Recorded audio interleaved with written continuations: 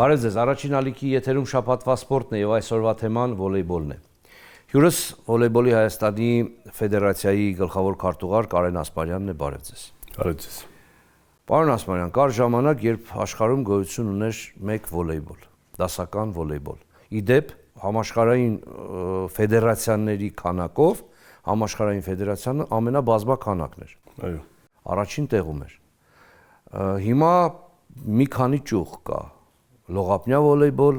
ձյան վոլեյբոլ, դասական վոլեյբոլ։ Եվ մենք այդ բոլոր ուղղություններով էլ կարծես թե քայլեր անում ենք։ Գործընկերներս հիմա տեսանյութ են պատրաստել ձեր գործունեության մասին անցած տարվա բոլոր այս ուղղություններով, առաջարկում եմ դիտել ու հետո վերադառնալ, հասկանալ, թե ինչ ենք անում, ուր ենք գնում եւ ինչպես ենք գնում։ Խնդրեմ։ Վոլեյբոլը Հայաստանում նոր վերելքի փուլում է, աչքի ընկնելով ինչպես միջազգային ասպարեզում, այնպես էլ ներքին առաջնությունների հաջող կազմակերպմամբ։ Անցած տարի հատկապես տպավորիչ էր լողապնյա վոլեյբոլի մինչև 18 տարեկան աղջիկների հավաքականի ելույթը Եվրոպայի առաջնության որակավորման փուլում։ Տղաների հավաքականին ցավոք չհաջողվեց հաղթահարել որակավորման փուլի արգելքը։ Արդեն այս հուլիսին Երևանը կհյուրընկալի եվրոպական վոլեյբոլի հերթական մեծ տոնակատարությունը, մինչև 16 տարեկանների Եվրոպայի առաջնությունը։ 16 երկրների հավաքականներ, այդ թվում Ֆրանսիան, Լեհաստանը, Իտալիան, Սերբիան, Թուրքիան, Ուկրաինան եւ իհարկե Հայաստանը կպայքարեն եվրոպական առաջին հորիզոնականների համար։ Վիճակահանության արդյունքում Հայաստանի հավաքականը գլխավորել է առաջին ենթախումբը, որտեղ մրցելու է Լեհաստանի, Սլովենիայի, Ավստրիայի, Իսպանիայի, Լատվիայի, Հունաստանի եւ Ռումինիայի տրանիների հետ։ Յուրաքանչյուր ենթախմբից միայն առաջին երկու թիմերն են անցնելու կիսաեզրափակիչ փուլ։ Ներքին առաջնությունում եւս վոլեյբոլը շարունակում է զարգանալ բարձր տեմպով։ Թեժ պայքարով ընթացող Պրոլիգայի տղամարդկանց մրցաշարն այս տարի ավարտվեց FIMA ակումբի հաղթանակով։ 4 փուլից բաղկացած առաջնությունում վերջին մրցումային օրը FIMA-ն վճռական հաղթանակ տոնեց Գյումրիի թիմի նկատմամբ եւ հռչակվեց Հայաստանի չեմպիոն։ Գյումրին դարձավ փոխ-չեմպիոն, իսկ Բխիթար Սեբաստացի կրթահամալիրի թիմը ՄՍԿՀ-ն զբաղեցրեց պատվավոր երրորդ տեղը։ Լիգայի լավագույն խաղացող ճանաչվեց FIMA-ի առաջատար հարձակվող Աշոտ Բալաբեկյանը։ Այսօր էլ մեկնարկում է լողապնյա վոլեյբոլի Հայաստանի առաջնությունը, որը տեղի կունենա նոր արդիականացված մրցակարգով։ Մրցաշարի հաղթողները հնարավորություն կստանան ներկայացնել Հայաստանը Եվրոպայի ակումբային առաջնությունում։ Վերադառնում ենք տաղավար եւ շարունակում ենք խոսել վոլեյբոլի մասին։ Եվ այսպես ձյան վոլեյբոլ, լողապնյա վոլեյբոլ եւ իհարկե դասական վոլեյբոլ։ Պարոն Ասպարյան, արդյոք մենք ունենք այդքան ռեսուրս, որ միանգամից զարգացնենք այս բոլոր երեք ուղղությունները։ Կհիմնավորեք արդյոք միաժամանակ դրանք զարգացնելն է ճիշտ, թե կենտրոնանալ որևէ մեկ ուղղության վրա։ Դուք արդեն բավական փորձ ունեք, լուրջ աշխատանք է ծավալվում, այո, իսկապես լուրջ աշխատանք է ծավալվում ու գուցե արդյունքները այնքան էլ բարձր չեն, այնքան չեն, ինչքան ցանկալի կլիներ մեզ, բայց այնուամենայնիվ այդ աշխատանքը կա եւ ոչ ոք չի կարող հերքել։ Հիմա ուզում եմ ձեր վերլուծականը։ Արդյոք դրանք միասին պիտի զարգացնել, թե կարելի է կենտրոնանալ որևէ ճյուղի վրա։ Նշեմ, որ դասական վոլեյբոլի համարվում է այդ ձեր նշված բոլոր մարզաձևերից ամենակարևորը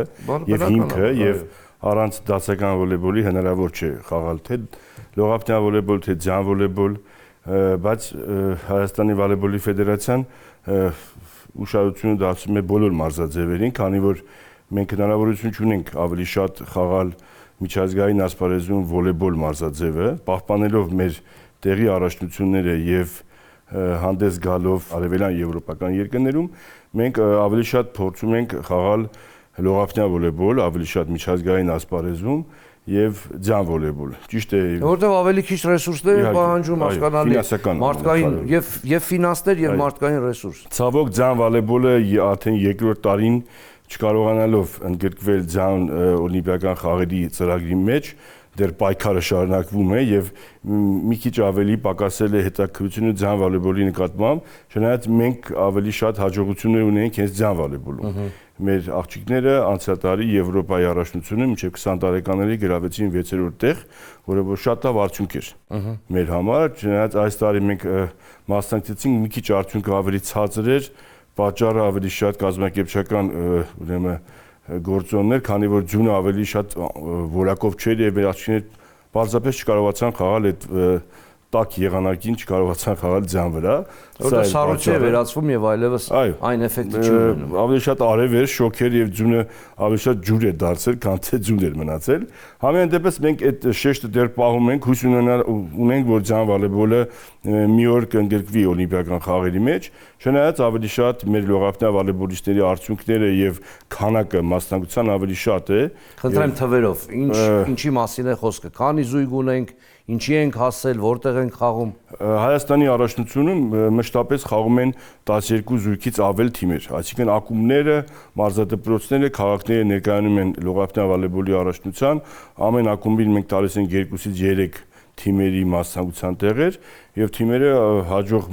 հանդես են գալիս, արդեն երկրորդ տարին մենք հնարավորություն ունենք մեր առաջնության չեմպիոն թիմը մեկնի Եվրոպայի ակումբային առաջնության, 2 տարի մենք չկարողացանք մասնակցենք, որովհետեւ եղան օբյեկտիվ պատճառներով մեկը Թուրքիայում է թիմը չմեկնեց, մեր ակումբը ուրեմն չգործուղեց մեր թիմին, իսկ անցյալ տարի ավելի շատ թիմը չկարողացավ մեկնել ֆինանսական խնդիրների պատճառով, բայց այս տարի բոլոր թիմերը պատրաստական են, որովհետև սա ինչ-որ միտեղ առաջընթացի մոտիվացիայի տեղ է տալիս, որ թիմերը հետո տեղ ունենան խաղալու։ 12 զույգեր Հայաստանի տարբեր մարզերից։ Այո։ Ամենաակտիվը որ մարզն է։ Իհարկե Երևանը, բայց Գյումրին է միշտ ակտիվ, Արթիկն է, Կոտայքի մարզն է շատ ակտիվ, բոլոր հարևան մարզերից բոլորը մասնակցում են։ Ժամանակին Սիսյանն էր շատ ակտիվ, հիմա կա։ Սիսյանը ավելի շատ դասական վոլեյբոլի վրա, ցավոք, բայց ձգտում են եւ թիմեր կան, որոնք որ մարզիկներ կան, որոնք որ ուսանողական տարիքից փորձում են արդեն խաղալ լողափնյա վոլեյբոլ, տեղափոխվելով Երևան։ Իսկ ունենք նատուրալիզացված խաղացողներ։ Ցավոք չունենք, որովհետև այդ խնդիրը մի քիչ ավելի միջազգային ֆեդերացիան ավելի շատ խստացրեց եւ երկար ժամանակ է պահանջում, պետք է մարզիկը 5 տարի խաղա ներքին առաջնությունը, որից հետո թույլատրվի քաղաքացիություն ստանալուց հետո 5 տարի պետք է սպասի նոր կարողանա խաղա ազգային։ Իսկ եթե ազգությամբ հայ է, արմատներով այդ դեպքում ավելի քիչ է։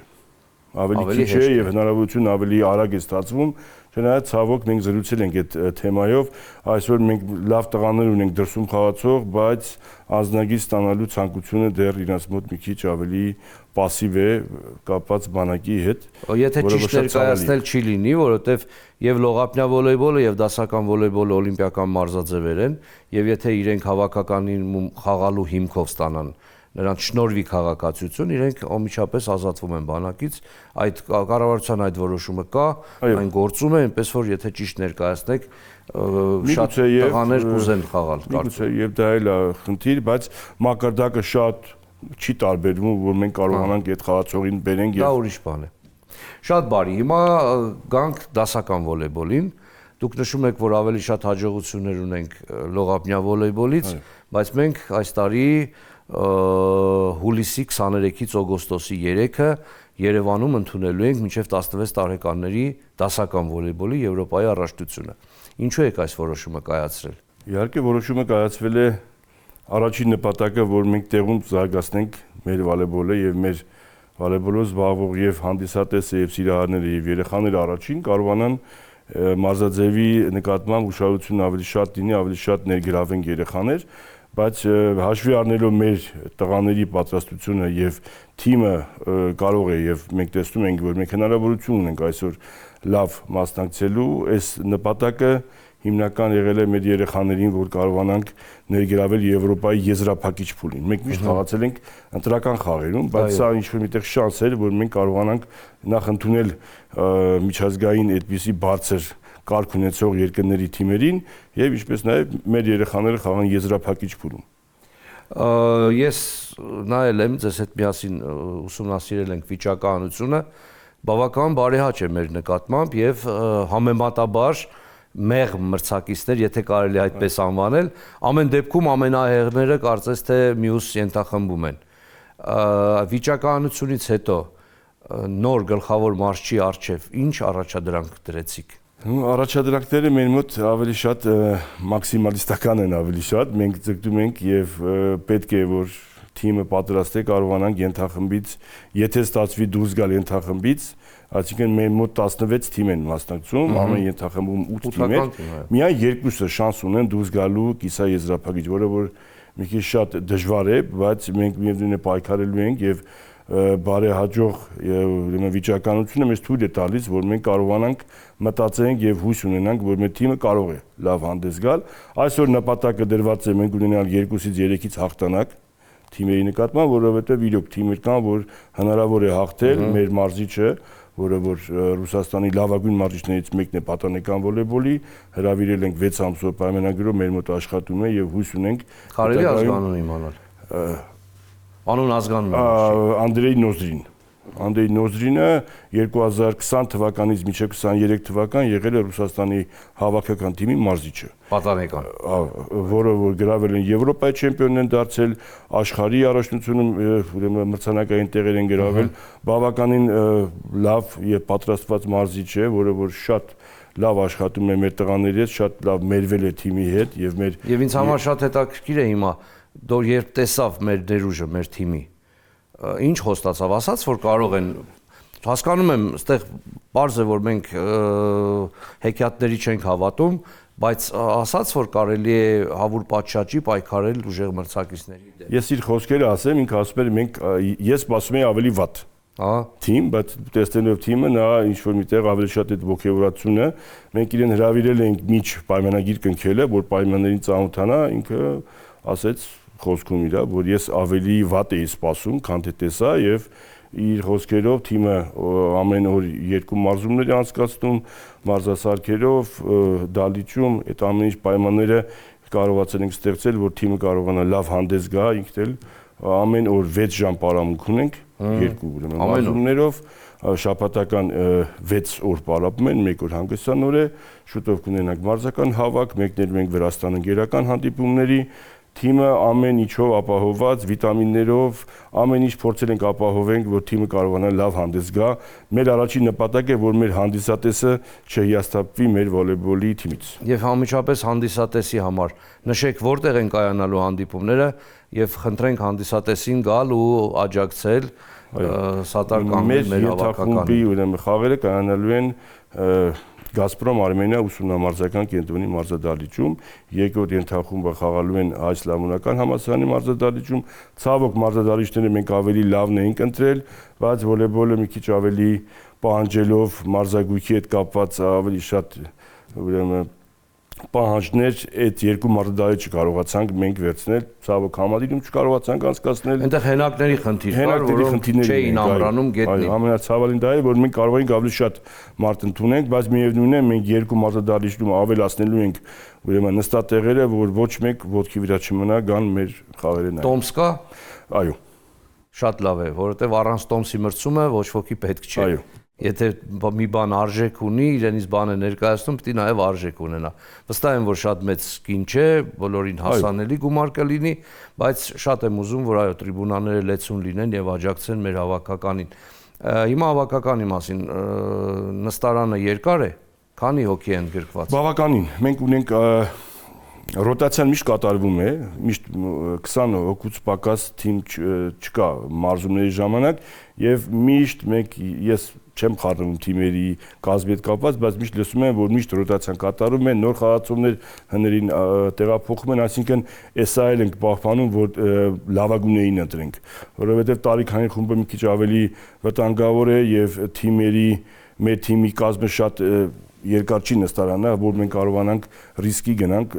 պլյուս վնասվածքների հետ խնդիրներ կարող ենք ունենալ, այսինքն ունենք մոտավորապես հիմնական 10 հիմնական խաղացող, 4 խաղացողը միշտ կատարում է ռոտացիաներ, փնտրում ենք ինչ-որ մի վնասվածքից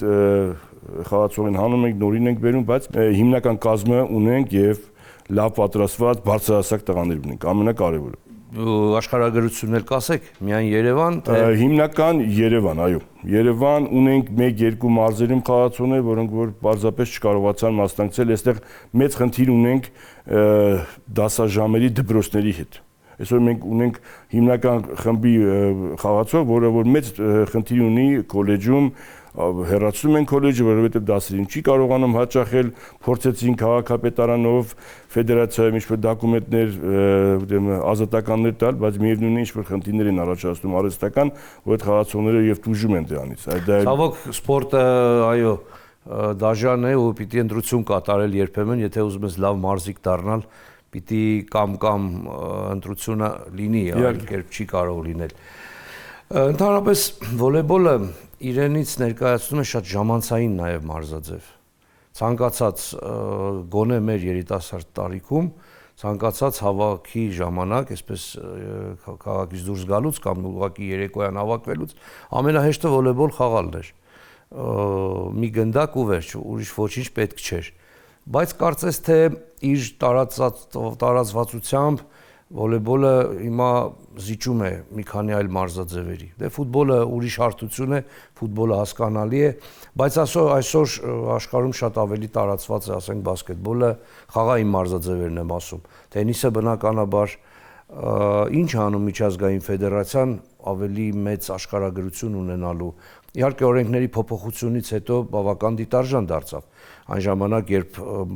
միայն մատուցումն էր միավոր բերում, խաղը շատ ավելի երկար էր տևում։ Հետո երբ փոխվեց, դարձավ 25-ից 15-ից էր այդ ժամանակ, բայց միևնույն է, շատ ավելի երկար էր տևում, քան հիմա, երբ 25-ից է, որտեվ եւ մատուցումը եւ ընդունումը միավոր են բերում։ Ավելի դինամիկ դարձավ։ Բայց կան արդյոք ծրագրեր ընդհանրապես համաշխարհային ֆեդերացիան ուզում է ինչ-որ բեկումնային բան անել, որպեսզի մնա մրցակցության մեջ մյուս մարզաձևերի հետ խաղային։ Միշտ միջազգային ֆեդերացիան եւ Եվրոպային ինչ-որ նորարարություններ են փորձում անել, եւ այդ նորարարությունները հիմա մենք սպասում ենք նոր տարբերակի, դա փորձարկվում է ժամանակի։ Այսինքն խաղափուլը ոչ թե միավորներով խաղանք, այլ ժամանակով, ասենք տրվի 15 րոպե ժամանակ մենք խաղափուլին եւ որ թիմը